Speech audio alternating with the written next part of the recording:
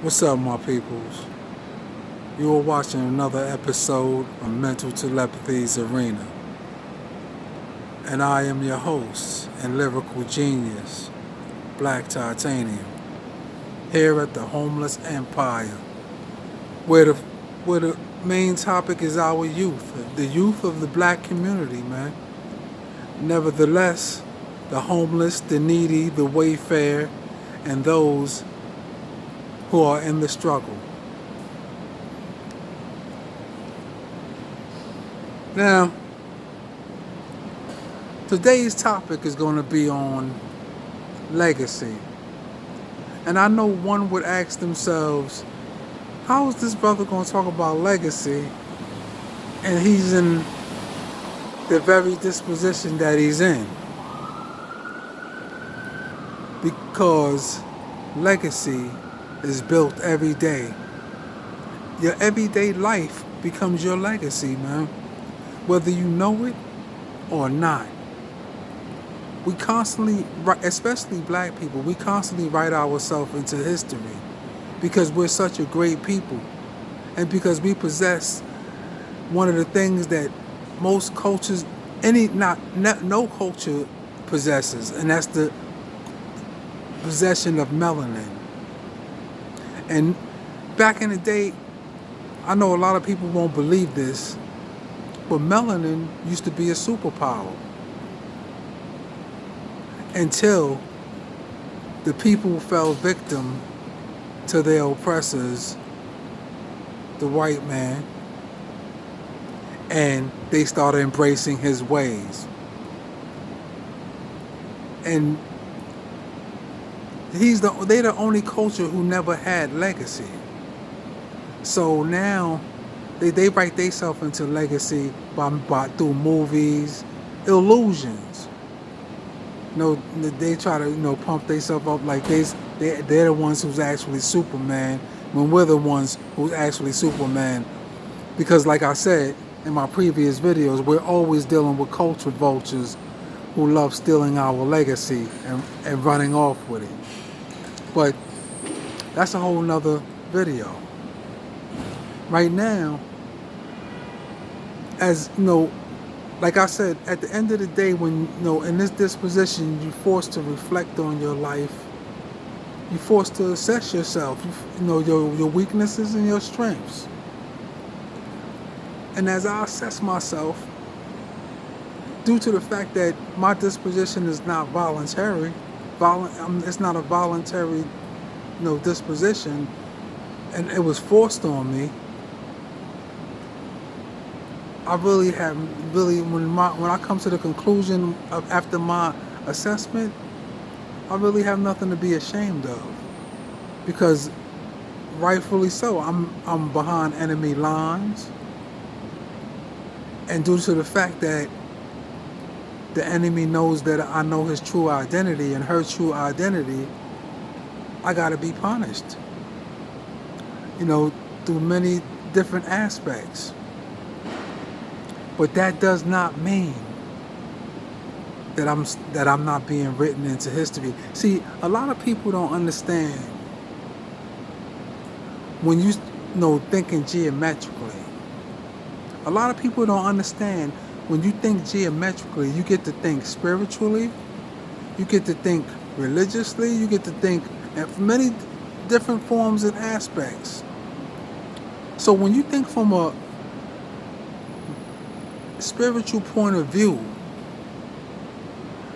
when somebody forces this type of situation on you, what you must understand is that you're still being written into history. A lot of people think that they actually hurting you, and God is using them to actually help you, to shape and mold a storyline that they can't really see because their third eye is not lit up.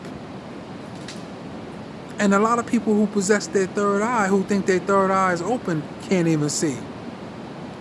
I've had many people, say, damn, man, why you, accept all this humiliation from these crackers, man, and these house niggas, man? Why don't you just kill one of them? That's all too easy, man. That's easy. And it's probably, and that's probably going to be part of the storyline. See, but as we know, and those who watch this video knows, all of those who sit on the sideline watching the show, and all of those who are part of the show, who are part of the conspiracy, know that this is not something that I volunteered for. They may try to paint that storyline. That might be, through their slander and defamation. They'll tell many people, yo, he don't want nothing, man. That dude, But meanwhile, it's being designed. So with that being said, back to the essence of the conversation. Speaking of legacy, my legacy is going to be a great one. As a matter of fact, my legacy is going to be so great. It's going to be to the point where it's going to be a children's story. By this time, I'll be dead, and many of these retarded ass niggas going to be dead and gone. Their children is going to inherit this storyline. And they're going to tell it the way it's supposed to be told, because a lot of these children out here, like I told you, the youth, are not following these old ass niggas that's stuck in their ways, man. A lot of the times they gotta agree with them, through fear, and their form of survival is having to agree with these niggas. Cause a lot of these youth are in captivity too, man. They don't know nothing else but to be up under these oppressors, man. These women are in captivity up under these rapo pedophile ass niggas, and a lot of these niggas, a lot of the youth. These 16, 17-year-old niggas that's, it feel good for them to be in the gang right now, to be on the team where they're not getting harassed no more. A lot of these niggas was getting their lunch money taken, so they feeling good right now to be part of that group. They couldn't take that pressure, so they basically gave their soul away. Because when you become part of a gang, whether you know it or not, you're taking an oath. You're making an oath to the devil. You're making an oath to a criminal enterprise. They are making an oath to a criminal enterprise to rob, to rape, steal, cheat. This is why when they do it, they get points for it. A lot of them niggas get to hide, behind that shit. A lot of these niggas are in protective custody, man. That's all it is. Hiding behind the few real niggas that's in that shit, man. Because they couldn't survive on their own 2 feet. Real talk. But that's another video.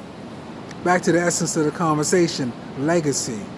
See, a lot of people don't understand how God uses them to actually help you.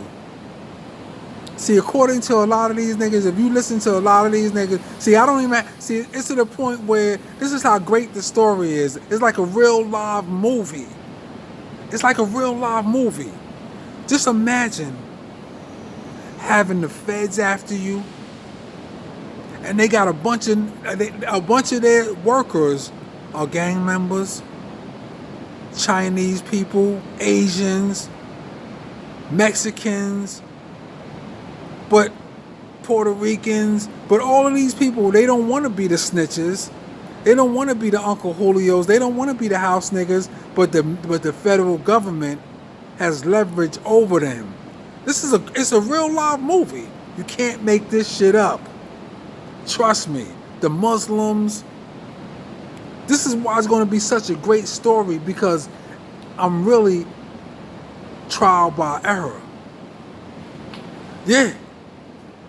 So it's going to be to the point where it's going to be a children's story. And by this time, a lot of these bitch ass niggas will be dead. And like I said, their children will be having children, and they will be telling the story the way it's supposed to be told. The child is going to say, "Mommy, Daddy, can you tell me a bedtime story?" And every mother and father fearing for their child, one who wants to cushion their child from from the harshness of society, is going to want to tell their story. You know, a lot of Arab, them fake ass Muslim ass niggas, they tell their kids scary stories so that they could keep going straight. So they're going to use this story to keep this to scare their children to not want to be in this situation. So they're going to say, "Mommy, Daddy, can you tell me a bedtime story?" You're going to say, "Yes, son, I can tell you an amazing story." See, but mind you, this ain't going to be the people of this day and time. This is going to be your children and grandchildren who's grown up and has children now.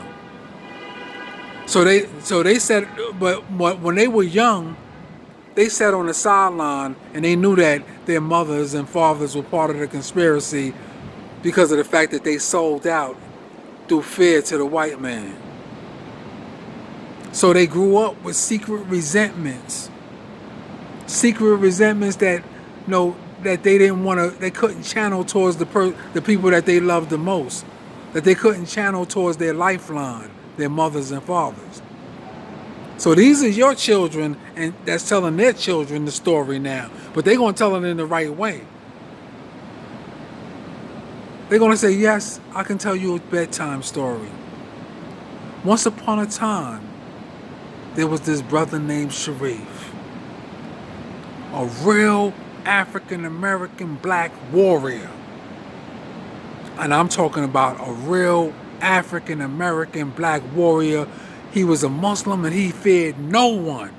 I mean, this dude had the heart of a lion. He had so much heart and so much courage, it was almost to the point of being stupid, to the point of being suicidal. What the white man would call being narcissistic, because he would run up on whole cliques of niggas and to tell them, "Fuck you niggas. Y'all ain't nothing but a bunch of house niggas." But the amazing part of the story was, my son, or my little baby girl, is that Sharif was real. Sharif told the truth, even if it stood against himself. And this is why nobody liked him. He had no friends. The Muslims, he was Muslim, but the Muslims actually sold him out so that their children, so that we could live and go to good colleges and have cars and houses, which really don't mean shit. But this brother was a warrior. Yeah. He stood up against an enemy that our mothers and fathers feared the most. I mean, this brother, they actually just tormented, humiliated this brother, man. They fucked over this brother's family, his daughter. They used house nigga ass gang members to fuck over his daughters, his family, all of that. But all of these people are in the hellfire now. I'm very sure of it, my son, because they were part of a conspiracy that ran far and wide. It was amazing because of the fact that, according to them, Sharif was not even supposed to be looking good. He was not supposed to be eating. He was not supposed to have money or anything.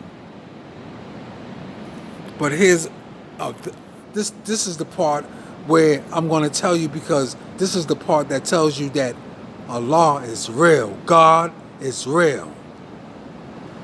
Where they thought that he should have nothing, the very system that they try to get to crush him was the system that had to feed him, that had to clothe him. It was amazing.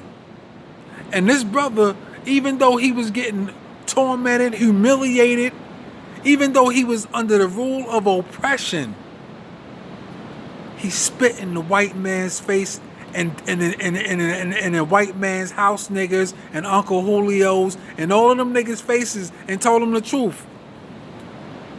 They hid behind the scenes and they hid behind the curtains watching him through his videos.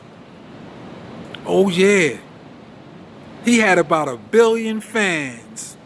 And I mean 1 billion. They wouldn't let him know. But he had already known it. Because he knew that the feds were suppressing and oppressing his videos. And they had white boys who were hacking his phone and hacking his computers. And just total humiliation. Yet this brother stood his ground. Yet this brother, he stood tall. It was amazing to watch someone with such courage who feared nobody but God. And the story was so amazing that they even turned. When the feds, their process of killing a man at that time was to slander him, defame him, and then isolate him from his people. So when they isolated him from his people, they made sure that his family members turned against him, his daughter turned against him, because they basically a child's mind is a sponge. So basically all they did was use the street gang members to feed her a bunch of insecurities. This is what they do in those gangs. They fed them a lot of insecurities, downplayed their virtue. So it wasn't hard to turn her against him, but yet he still loved her beyond recognition, and she knew it. But Sharif was no fool. Sharif was no fool at all. Because even though he loved his daughter, and even though he loved Islam, and even though he loved his family, and I mean he loved it deeply, to the point where he would go to the mosque and all the witches and the demons would be hiding at the mosque, casting spells on his shoes, casting spells on him.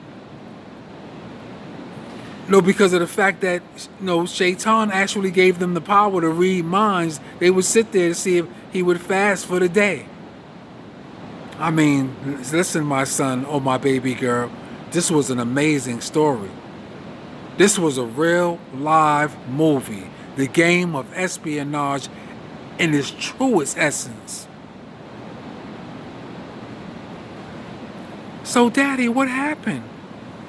Mommy, what happened? Well, I'm going to tell you. Sharif stood tall. And because of the fact that he aided Allah's cause, and because of the fact that he aided God's cause, God always watched over him, always blessed him in abundance. And his enemies could never understand it, because as hard as they tried, the more he was given by God. And he was at an age of damn near 70. He looked at 30, and people couldn't even understand. It was to the point where old people who he was older than had they kids competing with him. It was amazing. All of men's wives, they loved Sharif, but they had to act as if they hated him, because the feds were actually oppressing him. And anybody who would help him, they would also be oppressed. So all of the women, all of these men's wives, they loved Sharif. Oh, they wanted to get with Sharif so bad. But this is what made them mad at Sharif, because Sharif would not lay down and give in.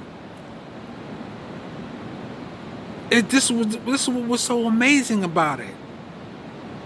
That everything they did to him, in a day and time where people actually gave their souls away for crumbs, he would not give it away. He would not give his soul away for $1 billion. Money meant nothing to him.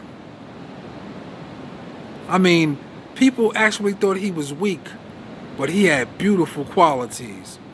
And you had people who had houses, cars, jobs, everything, who were jealous of this man because they looked at him and they wished they had the qualities that he had, qualities that money couldn't buy.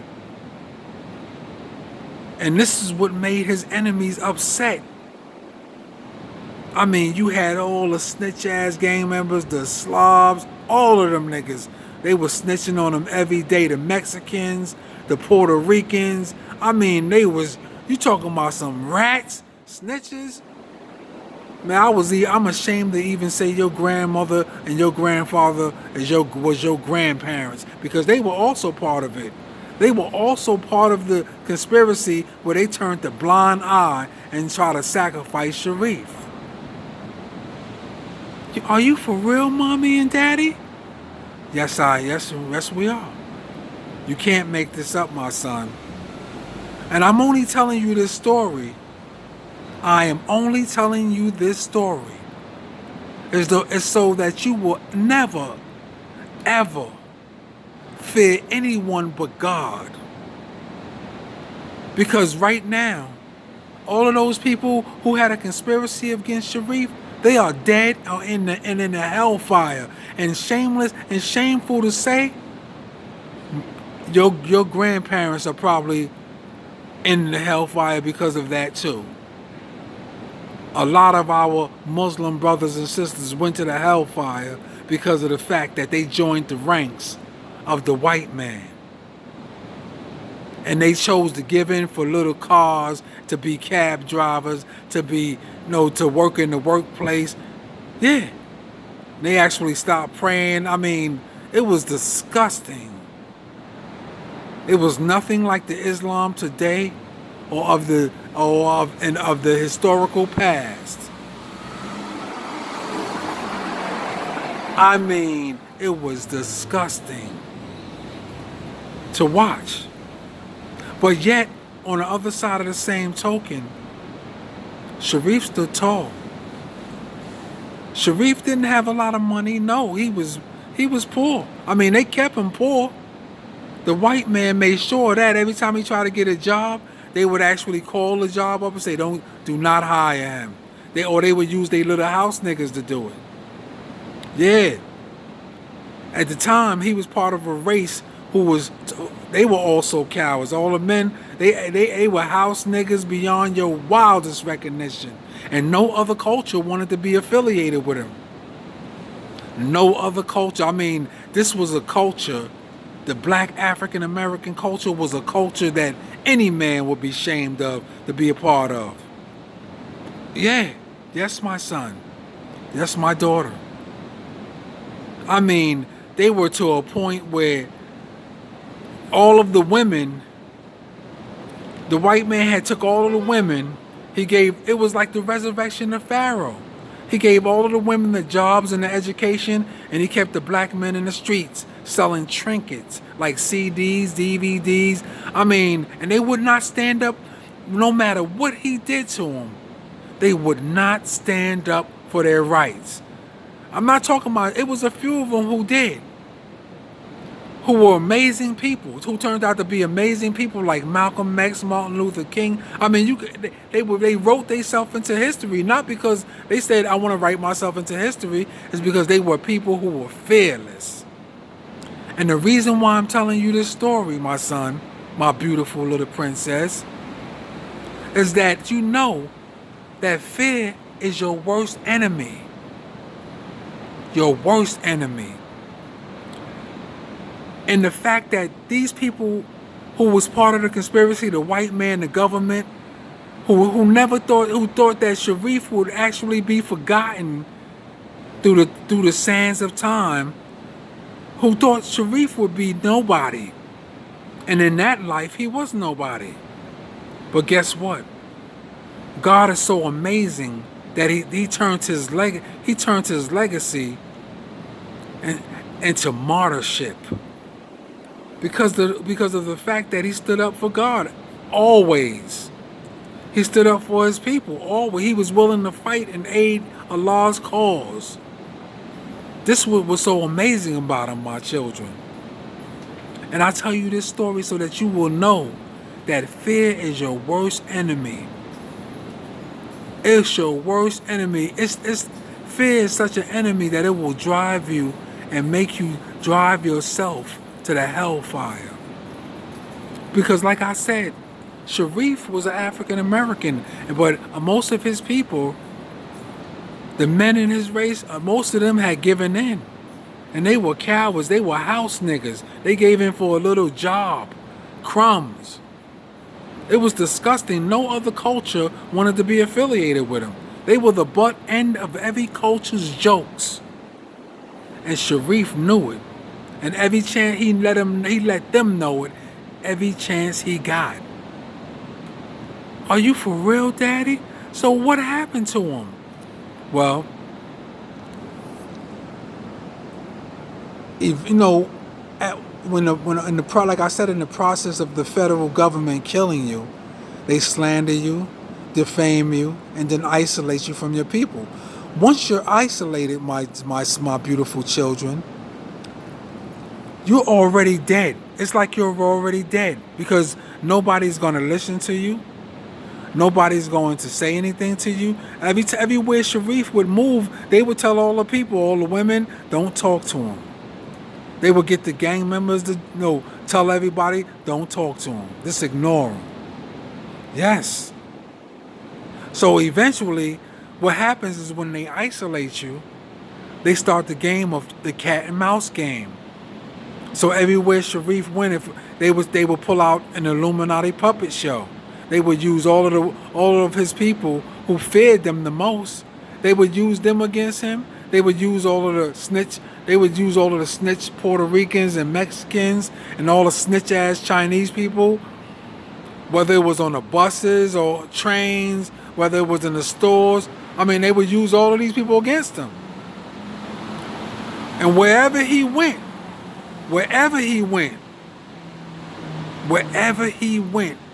he was being humiliated and tormented. And this is how this is how God actually built his legacy. Amazing.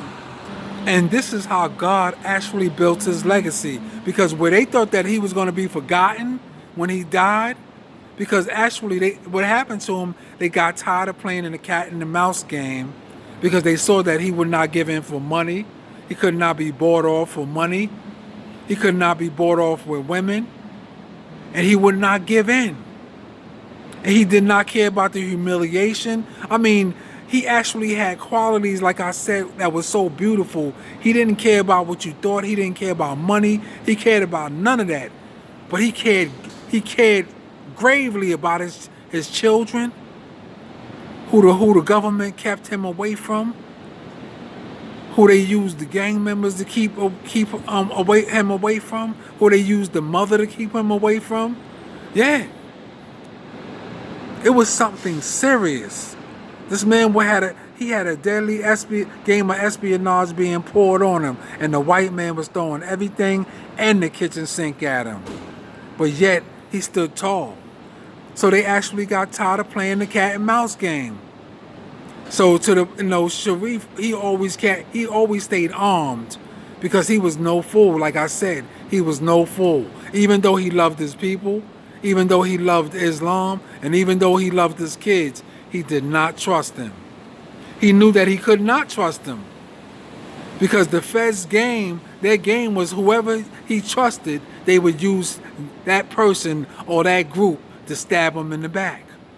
And he knew this. So he knew that even though he loved his children, he knew that his daughter was turned against him. So he knew that he could not trust her. He knew that he loved Islam. He went to the mosque and prayed all the time. But he knew that he could not trust a lot of the Muslims at the mosque because a lot of them had been turned on him. So he knew that he could not trust none of these people. And he knew that all of these people were turned against him. They had given in. All of the gang members, they were definitely house niggas. The ones that they were basically in protective custody. That it was the perfect cover for the feds and a bitch nigga to hide. All of the cowards who were in protective custody, they hid behind the few real niggas that was in it, and the feds was able to hide and infiltrate and hide within it. Yeah, it was an amazing story, my children. Real talk. So I tell you this, the moral of this story is that fear is your worst enemy. If you're going to be like anybody, I would rather you be like Sharif. I would rather you be like King Sharif. And that's the fact of the matter. Thank you, Daddy. Can I get a kiss good night? I want to be like Sharif. That's my boy. That's my boy, and I really mean that. I want you to never fear anyone but God. Yeah, and that's how my legacy is being built. Because the youth out here, they see what time it is, man. I ain't talking about them little demons that you got in their little gang. Them niggas, they already done, man. They done got fucked all in their ass. They done got abused by their mothers and flipped into the gang, man. I already know them niggas ain't to be trusted. All the way down to my child. Real talk. I'm not talking about them. I'm talking about the ones who are still salvaged and out here who are striving for righteousness. Those who are trying to be righteous. Those who have parents who are trying to be righteous. Which is very far and few in between, but I'm talking to y'all, man. That's how God builds the legacy of one who aids his cause. So he actually finishes the story by telling his child, so what happened to him, my children, is that they got tired of playing the cat and mouse game with Sharif. And then one day they had an Illuminati show going, and Sharif actually pulled out a big knife and started stabbing as many people as he could. Because he actually lost it. They knew it was gonna happen one day, but they were really caught off guard because when people have numbers on their side, they actually get overconfident, and their confidence start overbrewing, and they think that that person ain't gonna never do nothing to them. But Sharif had a secret against them. He knew that this was a weapon against them, and he knew that one day he would be able to catch them slipping. And did he catch them with their drawers down? Oh boy, did he catch them. But nevertheless, it was a kamikaze mission. He knew that the cops were coming. He knew that the cops was going to kill him because the cops were also down with the game of oppression. They were also down with the conspiracy. So the moral of the story, my child, is never fear anyone.